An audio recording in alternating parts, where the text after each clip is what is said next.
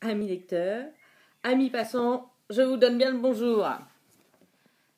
J'espère que vous allez bien, que vous avez passé une bonne semaine, que vous êtes en forme et prêts à lire plein de livres, à passer à la petite librairie, récupérer des petits livres. Voilà, n'hésitez pas à en remettre parce qu'en ce moment on m'en prend beaucoup mais on m'en remet pas beaucoup.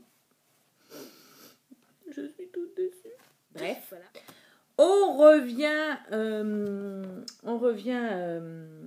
à nos moutons. J'étais venue pour vous parler d'un livre. Et la semaine dernière, je vous ai dit que c'était un auteur connu. Et oui, il y en a peut-être certains qui avaient trouvé. C'est Joël Dicker, Les livres des Baltimore.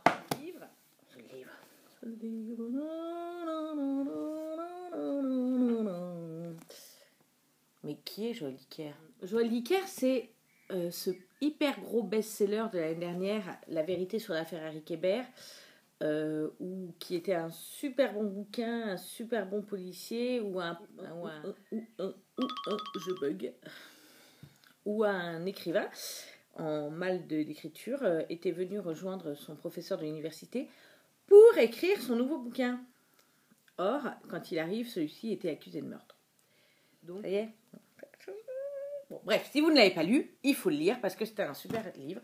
Et donc, quand j'ai su qu'il sortait une espèce de suite avec le même héros, ça se dit, le même héros. Oui, le même héros. Et ben, je me suis dit, allez Mogwai, on y va, faut le lire. Donc, j'y suis allée, je l'ai trouvé à la librairie de Moret, sur Loing. Voilà, je l'ai acheté avec plein d'autres livres dont je vous parlerai après, des bons et des moins bons. Et je me suis décidée à le lire. Je l'ai lu en 2 jours, je crois, malgré le boulot. Et vous aurez compris, j'ai beaucoup aimé. Alors, je vous fais le pitch. Donc, c'est toujours Marcus Goldman qui est le héros de l'affaire Harry Kéber, qui est toujours en mal d'écriture, il n'y arrive pas, il est face à sa page blanche, il a un voisin qui le gonfle un peu parce qu'il vient le voir toujours en lui disant « Mais vous n'écrivez pas, Marcus !» Bref. Et puis voilà que Marcus Goldman, en fait, il est de retour à Baltimore. Et Baltimore, c'est la ville où a grandi et... Comment vous expliquez ça? C'est la ville où a grandi une partie de sa famille, ses cousins, ses oncles et ses tantes. Lui étant élevé à Montclair. Donc il y a les Baltimore de Montclair et les Baltimore... Je ne vais pas y arriver. Donc les Goldman de Baltimore et les Goldman de Montclair. Lui étant un Goldman de Montclair, il vient les voir pendant les vacances, il s'entend très bien avec ses cousins, tout ça. Donc, il raconte ça, il raconte son histoire d'enfance et il revoit en fait son ancien amour qui s'appelle Alexandra et qui lui rappelle tous ses souvenirs d'enfance avec les Goldman de Baltimore. Sauf que petit à petit, il explique qu'il y a eu un drame. Alors le drame, on ne comprend pas trop ce que c'est. C'est subtilement amené parce que petit à petit on comprend que ce drame,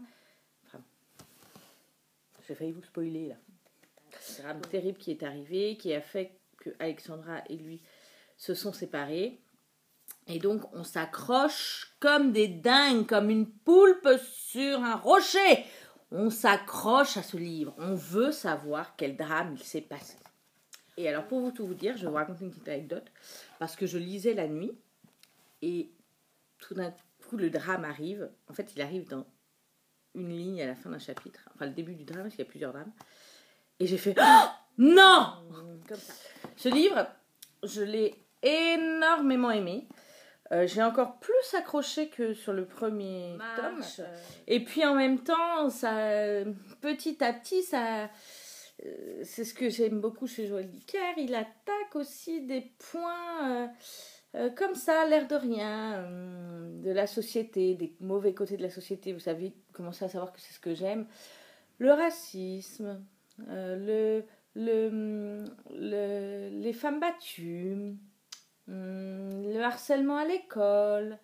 Et ça, je trouve que c'est assez fort parce que c'est pas le point particulier du livre, hein, Mais tout d'un coup, là, l'air de rien, autour d'une page, il en parle comme ça, en disant, en critiquant un peu les institutions. Et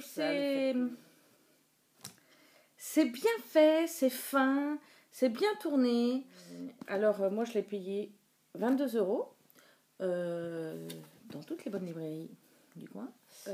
J'attends toujours vos retours. Si vous habitez Thomery, n'hésitez pas à prendre contact avec moi si vous voulez ouvrir votre propre librairie gratuite, votre petite librairie, votre boîte à livres. Appelez-la comme vous voulez, on s'en fout. L'important, c'est que ça se fasse. Et qu'on voit que Thomery soit connu pour être le village au livre. Voilà, c'est mon rêve, c'est mon... Je vous fais plein de bisous. On se retrouve la semaine prochaine pour un coup de cœur, une déception. Et puis, n'hésitez pas à lire, n'hésitez pas à venir et n'hésitez pas à souscrire. Patati et patata. Oui, là, je t'entends, petit youtubeur, où tu commences à dire ta gueule, Mogwai, arrête cette vidéo. Alors, je vous écoute, je m'arrête. Et puis, à très vite, à la semaine prochaine. Ciao, ciao.